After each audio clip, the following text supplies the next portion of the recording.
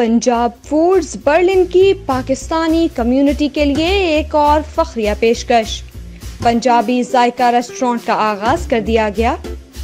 پنجابی ذائقہ ریسٹورانٹ میں پاکستان کے روایتی اور ثقافتی کھانے، چکن کڑاہی، بیف کڑاہی، چرغا، مختلف اقسام کی بریانی، ٹکے، سیخ کباب، چپلی کباب، حلیم، ہفتہ وار پنجابی ناشتہ سمیت مختلف دیسی ذائقہ دار کھانے تیار کیے جاتے ہیں۔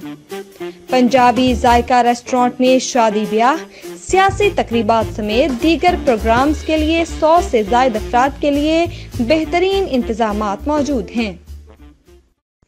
برلن سے مطیع اللہ کی رپورٹ شامل کرتے ہیں۔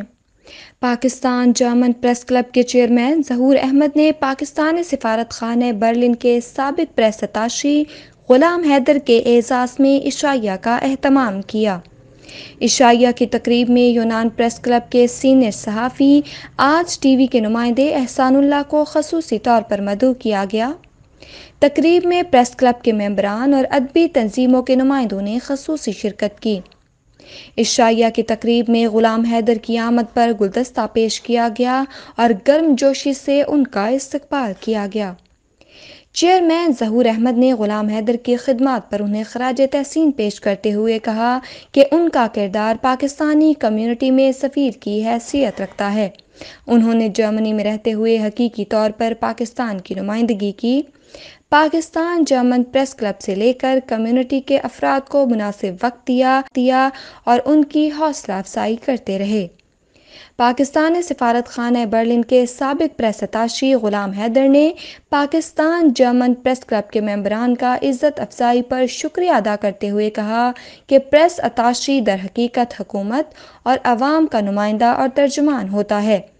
اوورسیز اداروں میں موجود ملازمین کی اخلاقی طور پر تربیت اور انہیں ذمہ داری کا احساس دلانا ضروری ہے تاکہ مسائل سے دوچار کمیونٹی کی بہتر طور پر رہنمائی کی جا سکے۔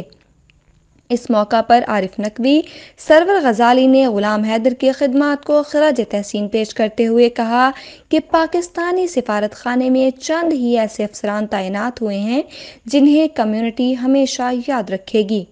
ان کا کام کمیونٹی مسائل کو حل کرنا نہیں تھا، لیکن انہوں نے وہ ساری خدمات سر انجام دیں جس سے کمیونٹی کے مسائل حل ہوئے۔ عشائیہ کے موقع پر اردو انجمن کے صدر پروفیسر عارف نقوی، بزم ادب برلن کے جنرل سیکریٹری سرور غزالی اور پریس کلب برلن کے ممبران محوذ ظفر، عرفان آفتاب اور مطیع اللہ سمیت دیگر نے شرکت کی۔ جرمنی کی خبروں سے باخبر رہنے کے لیے سبسکرائب کریں اردو نیوز ڈویچلینڈ۔